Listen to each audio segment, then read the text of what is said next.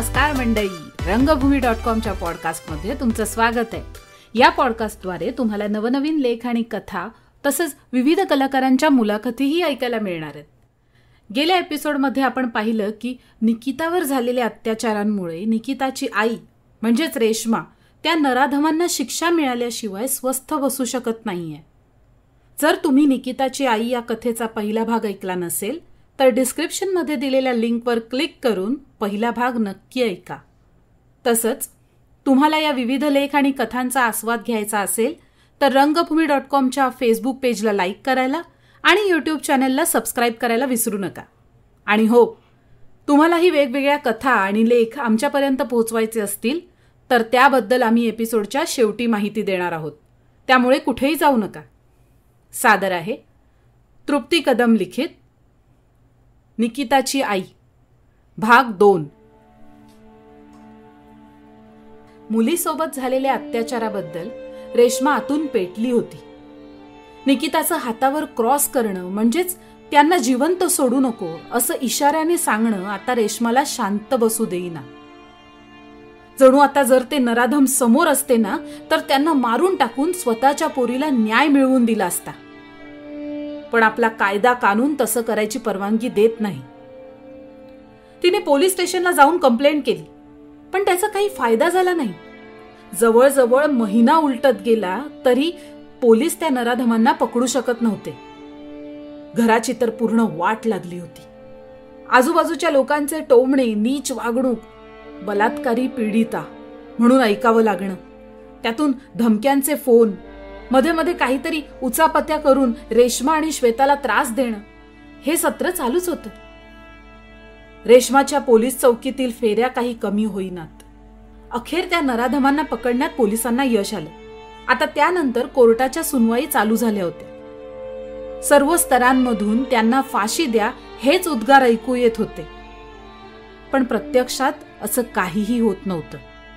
नेते, समाज कार्यकर्ते यांच्या ओळखीने त्यांना कठोर शिक्षा देण्यात यावी यासाठी खूप प्रयत्न केले, पण हे सर्व प्रयत्न असफल झाले.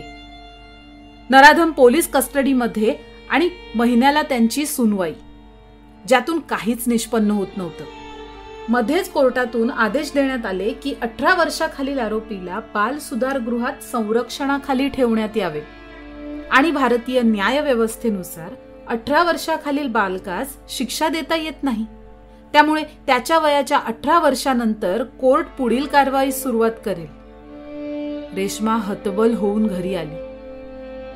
रेश्मा ही धावपळ करून वैतागली होती. जवळपास 5 वर्ष पूर्ण झाली होती. अजूनही रेश्मा पोटच्या गोळ्याला न्याय मिळवून देऊ शकत नव्हती. पुरावे आतापर्यंत नष्ट होत आले होते. निकाल मात्र कोणाच्याच बाजूने न लागता आरोपी मात्र सुखरूप कस्टडीमध्ये जात होते. त्या लोकांना जिवंत पाहून रेश्माची तळपायाची आग मस्तकात जायची, पण श्वेताकडे पाहून मूग गिळून ती गप्प बसायची. तरीही अजूनपर्यंत निकिताच्या केसमध्ये हवा तसा सकारात्मक बदल नव्हता. एक दिवस असंच श्वेताने फेसबुक अकाउंट ओपन केलं. त्यावर निकिताच्या फोटोवर RIP वी वॉन्ट जस्टिस असे लिहून शेअर होताना पाहिले. काहींनी कमेंट करून सांत्वनाचं काम पार पाडलं, तर काहींनी उदास स्माइली पाठवून त्यावर प्रतिक्रिया दिली. फेसबुकवरची कुठलीही पोस्ट जितकी लवकर शेअर आणि लाईक करून माणसं आपली प्रतिक्रिया व्यक्त करतात, अशी दिरंगाई वास्तवात होत नाही. श्वेता आईला हे सगळं दाखवत होती. ते पाहून रेश्मामधली आग काही शांत होईना. रात्रीची झोप तर केव्हाच उडाली होती. अशातच तिने श्वेताच्या मदतीने फेसबुकवर एक अकाउंट ओपन केले. हे अकाउंट फेक होतं. त्यातून तमाम पुरुष वर्गांना तिने फ्रेंड रिक्वेस्ट पाठवल्या.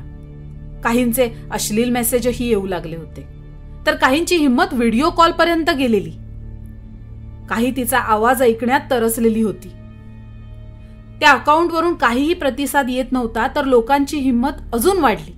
प्रत्येकाला त्या अकाउंटबद्दल उत्सुकता होती की हे नक्की फेक आयडी आहे. कुणी मुलगा मुलगी बनवून समोरच्याला फसवत आहे. तरीही त्यांचा त्रास देणं कमी होत नव्हतं. अशातच रेश्माने काही अश्लील व्हिडिओ आणि मेसेजेसना रिप्लाय करायला सुरुवात केली. तर फेसबुकवर लाईक कमेंटचा पाऊस पडला. अशातच तिने एक पोस्ट टाकली ज्यामध्ये स्पष्ट नमूद केलं होतं की I will be live today at 12 PM. Wanna see my beauty then come online. आणि आगीची स्माइली टाकून ती ऑफलाईन झाली. प्रत्येकाने पोस्ट पाहिली. 12 वाजायला अजून 1 तास उरला होता. पण आज फेक आयडीची सुंदर स्त्री आपल्या समोर अवतरणार आणि असे खूप विचार पुरुषांच्या मनात येऊ लागले. अखेर ती वेळ आली. अनेकांची उत्सुकता शिगेला लागली. काही जण तर अर्धा तास आधीपासूनच ऑनलाईन येऊन राहिले होते. अशातच रेश्मा लाईव्ह आली. कॅमेऱ्यासमोर पाठमोरी एक स्त्री आकृती दिसत होती. अनेकांना आज काहीतरी खास पाहायला मिळणार म्हणून आनंदच झाला आणि टक लावून त्यात इयरफोन लावून मग्न झाले. एक स्त्री आकृती अंधारातून उजेडात आली होती. चेहरा कुठेतरी पाहिल्यासारखा वाटत होता पण लगेच समजलं नाही. रेश्माने कॅमेऱ्यासमोर येऊन ओढणी खाली पडली. है किसी में दम? तिच्या या वाक्यावर लव स्माइलीचा वर्षाव झाला आणि कमेंटवर कमेंट. क्या माल है यार, अरे हम है ना, आएगी क्या, कुछ दिख नहीं रहा, थोडा और दिखाओ. अशा अश्लील कमेंट्सचा पाऊस पडू लागला. इतक्यात रेश्माने लाईट लावली. जे दृश्य पाहिलं गेलं त्यातून सर्वांची बोबडीच वळली होती. शरीर काही काळ थंड पडलं कारण जो विचार केला गेला त्यातलं काहीच नव्हतं. मागे एक मुलगी पंख्याच्या दोरीला लटकत होती. जवळपास मेलीच होती ती. आणि बाजूच्या भिंतीवर होता मृत निकिताचा फोटो. द्या आता कमेंट द्या. काय झालं? बोबडी वळली तुमची? काही क्षणात गरम झालेल्या वातावरणाने आता चेहऱ्यावर घाम आला असेल ना? पुसून घ्या तो. तुमच्यासारखे लांडगे अजूनही आहेत या जगात. तिथे आमचा निभाव कसा लागेल? ओळखलं? हो, मीच ती बलात्कारी पीडितेची आई. भारत लोकशाही देश मानला जातो. हजारोंनी माझ्या पोरीच्या न्यायासाठी कॅन्डल मार्च आंदोलने केली. काही उपयोग झाला नाही. आज 5 वर्ष उलटून गेली. अजूनही माझ्या पोरीला न्याय मिळवून देऊ शकली नाही ही न्याय व्यवस्था. हीच का ती न्याय व्यवस्था? आंधळी, हातात तराजू घेऊन उभी, ज्यात आमच्यासारख्या हजारो लोकांचे निष्पाप जीव गेलेत आणि आरोपी मोकाट सुटले जातात. तरीही ते पारडं अजून समान आहे. न्याय तर बाजूलाच राहिला. शहाण्याने कोर्टाची पायरी चढू नये असं म्हणतात ना, ते उगाच नव्हे. रोज बलात्कारांच्या घटना घडतात. पण डोळ्यावर पट्टी बांधून उभी असलेली ही न्याय व्यवस्था डोळे उघडणार तरी कधी? 17 वर्षांच्या पोराने माझ्या पोरीवर बलात्कार करताना वयाचा विचार केला नाही आणि ह्यांनी त्याला बालसुधारगृहात टाकून संरक्षण दिलं. अरे थू. ज्या देशात आरोपीला पोलीस प्रोटेक्शन दिलं जातं अशा देशात मुली कधी सुरक्षित राहूच शकत नाहीत. मुलीच्या मर्जीविरुद्ध तिच्याशी संबंध ठेवणं गुन्हा मानलं जातं. मग असा गुन्हा करणाऱ्या गुन्हेगाराला कठोर शिक्षा का होत नाही? आज वर्षे लोटून गेली. कोर्टाच्या पायऱ्या चढून माझे पाय झिजले. पुरावे नष्ट झाले. पण अजून माझ्या पोरीला न्याय नाही मिळाला आणि आरोपी अजूनही पोलिसांमध्ये जिवंत फिरतायत. मी हरले. माझ्या पोरीला न्याय मिळवून नाही देऊ शकले मी. आज हे रडून रडून मीडिया समोर बोलले असते तर तुम्ही ऐकून सोडून दिलं असतं. आता बस. आजपासून प्रत्येकाने मुलगी जन्माला घालताना 10 वेळा विचार करा आणि मगच जन्माला घाला. मुलीचं अस्तित्व ना गर्भात ना गर्भाबाहेर कुठेच सुरक्षित नाहीये. म्हणूनच आज माझ्या दुसऱ्या मुलीला तिची मर्जी नसतानाही या जगातून दुसऱ्या जगात पाठवलंय मी. अशा जगात जिथे कुणीही मुलगी वासनेची बळी नाही होणार. आणि मीही तिथे जाण्याची तयारी केलीये. पाहायचीये? हा दुसरा फास माझ्यासाठी. हो, माझ्यासाठी.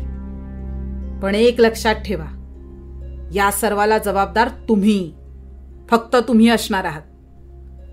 इतकंच बोलून तिने रडत रडत स्वतःला फास लावून घेतला.